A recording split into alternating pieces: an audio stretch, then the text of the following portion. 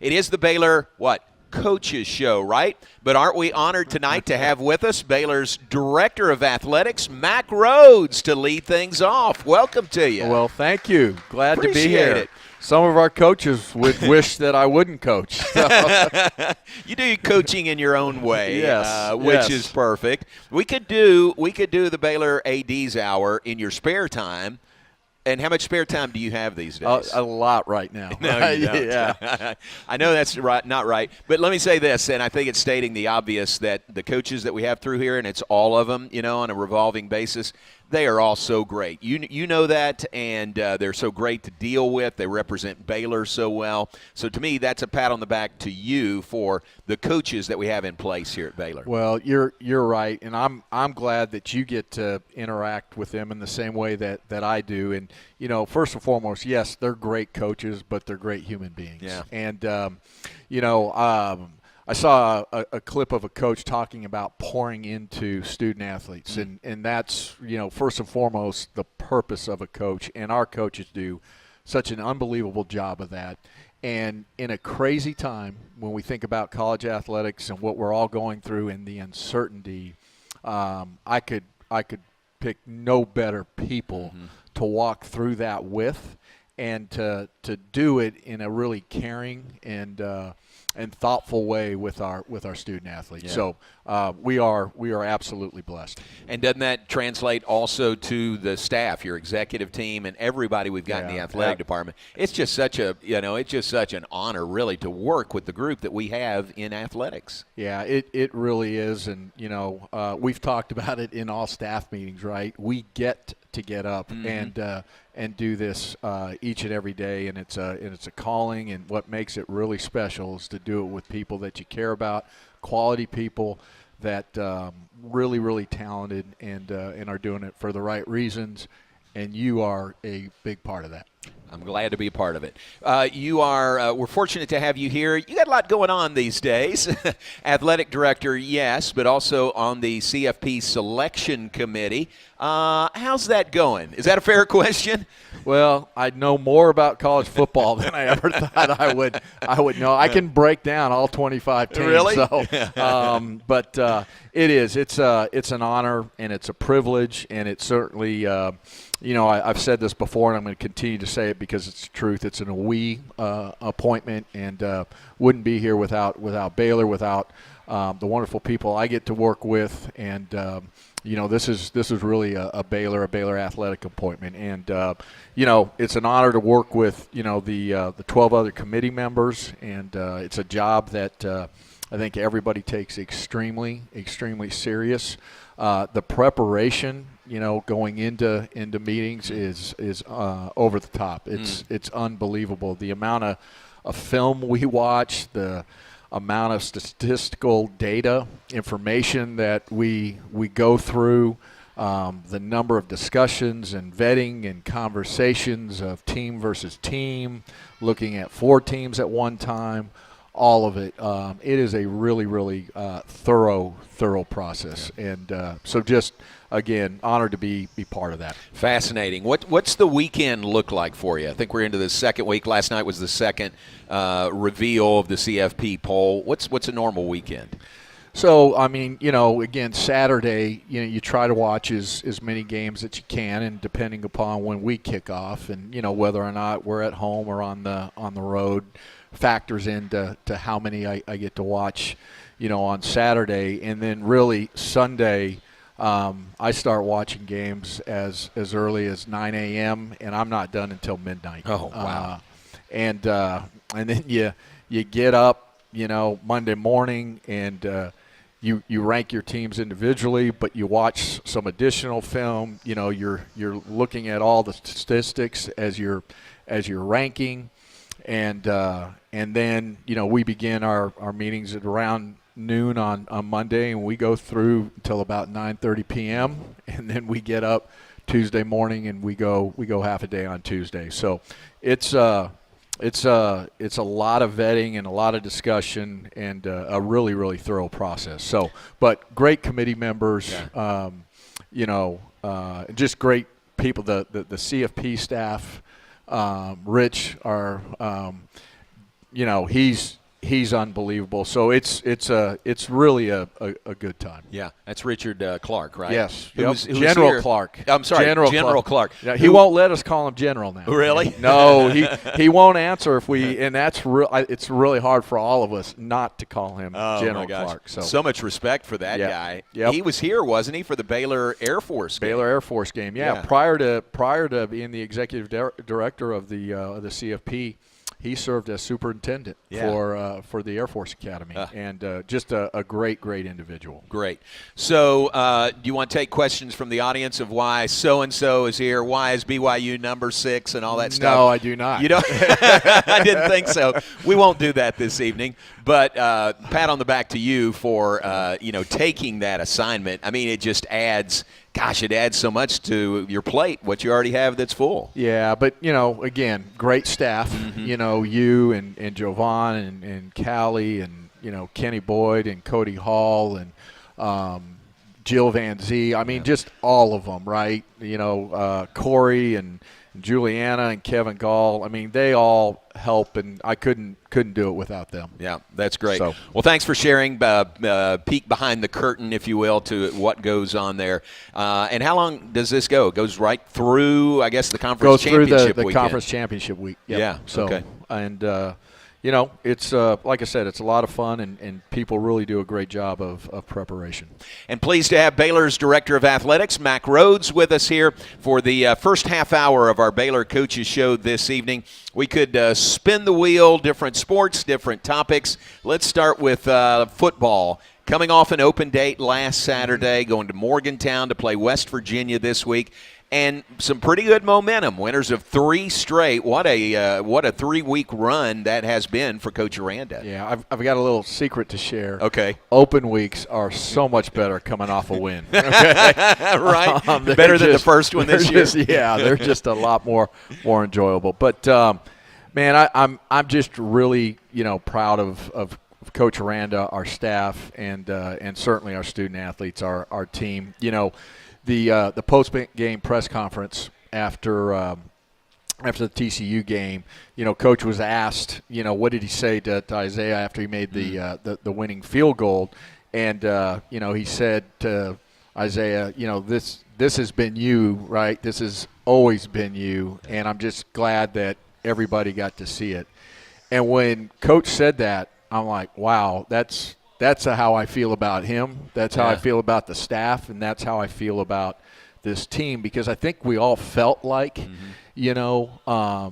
that first half there was a couple games that we had opportunity and they just got away from us, and yet, and you're close to the team, so you see it. Our kids never quit. They never pointed fingers. They continue to play really, really hard, and so just to see them rewarded for that, and I think, the one difference in all of it is now you can see some confidence, and confidence is such a great thing, and when you think about competing at your highest level. And so just really, really excited for them. And, now you think about the remainder of the season, and, we're focused on just one game, and, gonna go play a really, good team and in a place that we haven't had a lot of success, 0-6 in Morgantown. And so, that record is meant to be broken. Yes. And so why not do it this upcoming Saturday? Do you and Dave still have those early morning meetings? I mean, with the morning practice, or has that changed a little bit? No, it's changed because of the early morning. Yeah, but we do. We talk quite a bit on the phone. But we Sunday afternoon is our time to just visit, and 50% of it is about life, and 50% of it is about football. And I really enjoy that opportunity to just sit and visit and be real. And we have some really truthful and genuine conversations about the football program, about him, about staff, all of it. And I'm grateful that him and I can have those types of conversations. We're sitting at 5-4 right now, and 3-3 in conference play after 3 straight conference wins. So the next win, it makes Baylor bowl eligible this year, which I'm sure was one of the goals for this team. But the way they're going, I think that might just be kind of a milestone along the way to higher goals this year. Yeah, and again, I'm going to be careful because I'm just worried about West sure. Virginia. Okay, I got you. Right. One game at a time. But yeah, I mean, we have an opportunity, right, to finish really, really strong. And there's a lot that goes into all of this. And you think about the recruiting class. And early signing period is December 4th through 6th, so it's moved up a couple weeks. And so you think about that, and then the transfer portal all of December, and Coach right now and the staff has done a great job in terms of verbal commitments. It'll be the highest ranked class if you can close it out since I've been at Wow. Baylor, and so they've done a terrific job there. And so a lot to look forward to, but again, we're going to focus on West Virginia. I'm not going to make you stray beyond that. How about the staff? So many changes on the staff this year, but those guys have come in and, as they've gotten closer and closer, I think the team is closer to where they hoped it would be all along. Yeah, they've really begun to gel the staff, and you can see it, just going and hanging out in the football ops, the Fudge Football Development Center, just watching them, interact with one another, and you can see their confidence grow. And again, you talk about great people. Coach Aranda does an unbelievable job of hiring really great, good people, right? People that we would all want our, sons and daughters to be coached by. And so that's, really, really cool to see. And they're all obviously extremely competitive. And, when you win, it's, joy. And when you don't, it's misery, right? And so they do a phenomenal job. And just, again, happy for them that they're experiencing some success right now. You mentioned the Fudge Football Development Center. Golly, is that great? I mean, what has that done for the program? Yeah, it's amazing. It's, again, blessed and just this day and age, and with name, image, and likeness, and now the house settlement and house payments. If we would have probably started, those conversations about both the Foster Pavilion and the Fudge Development Center 6 months later than we did, we probably don't have an opportunity to build them. And so we were really blessed in terms of the timing, and of course everybody here in the audience and all of our other donors that came along to help us do that. But when we think about facilities and the way we are positioned, not just in the Big 12, but nationally, with both basketball programs, and Nikki will say the same when she's up here. But and then football, we're positioned really, really well. It's only an hour show, but can you give us a brief update on the House case and where things stand? Yeah, fascinating. I've been in college athletics since 1996, I think, and never experienced as much change as the House settlement will bring about. And preliminary approval of the House settlement on October 7th. The final hearing approval is not until April 7th. So there's a lot of gray until we get to that point in time. But you just think about, some of the significant changes that now institutions, not collectives, not donors, but institutions are going to pay student athletes, right? And there's a cap, and that annual cap is about $21 million a year annually. And so you think about that lift for our university, for our athletic department. The fact now that, rosters will have caps.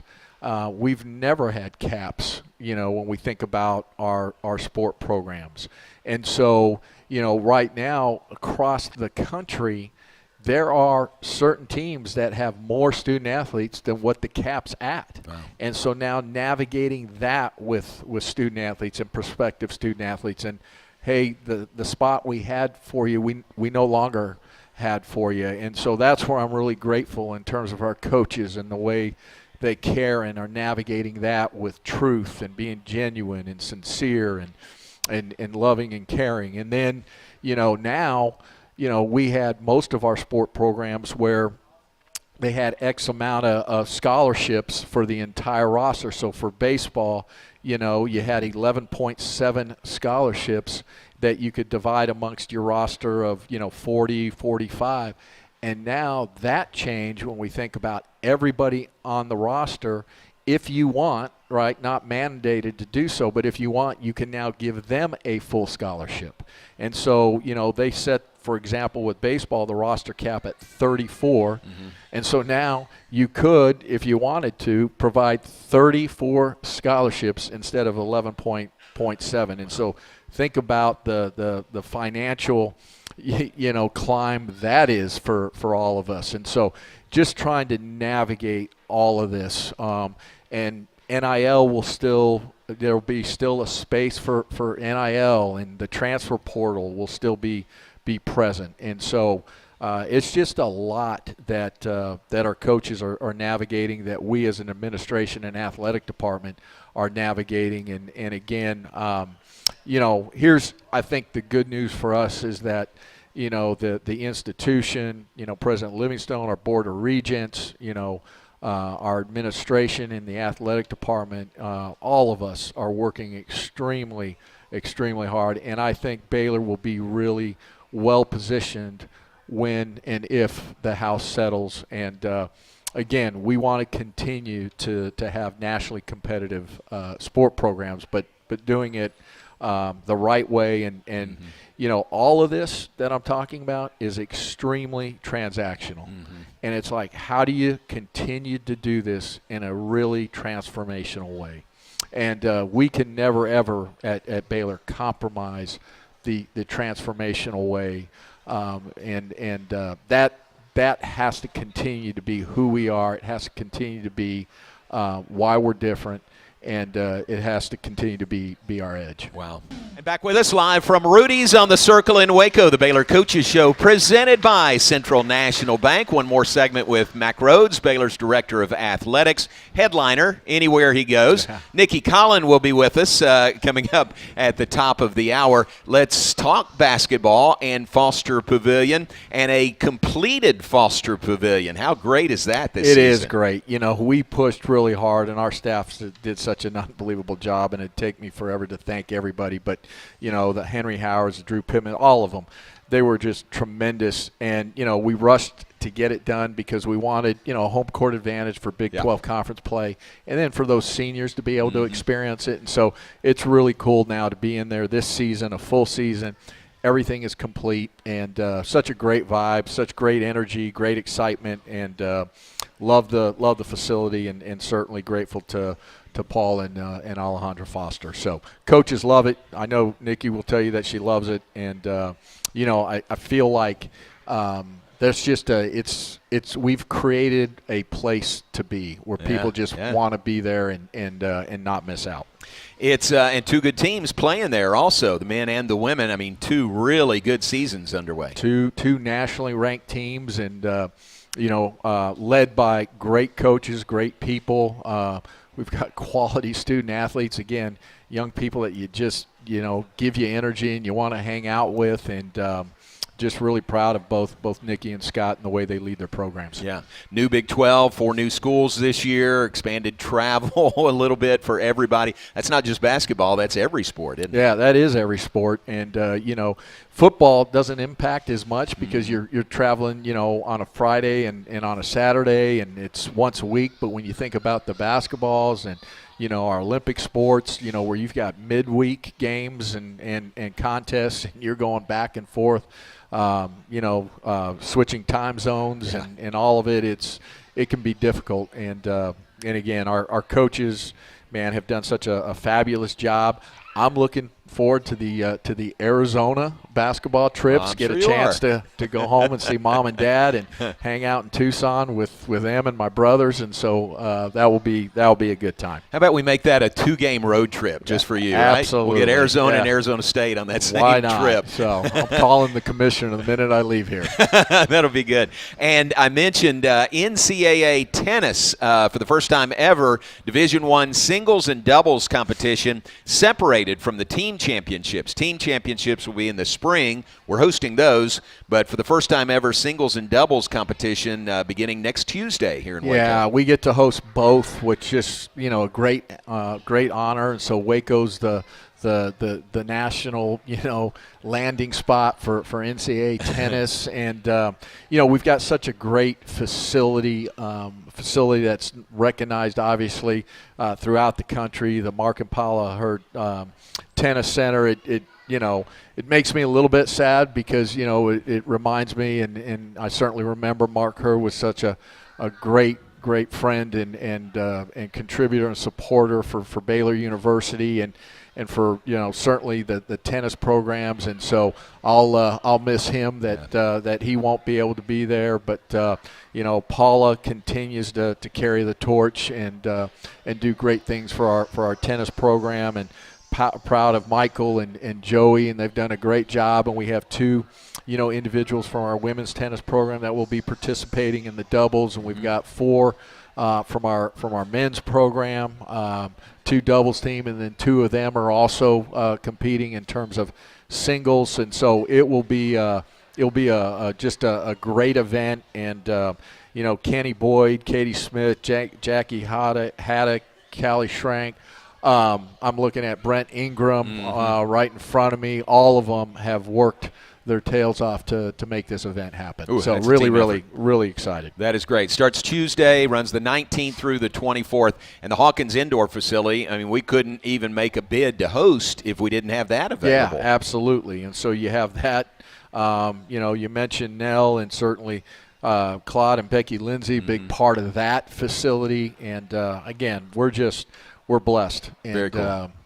Great people. So, all right, looking forward to that. We're going to let you get some rest. Before you kick me off, I need to say I just need to say a couple things. So okay. I'm not sure that everybody in the audience knows, but John is going to be honored in Las Vegas for the National Football Foundation Chris Schenkel Award.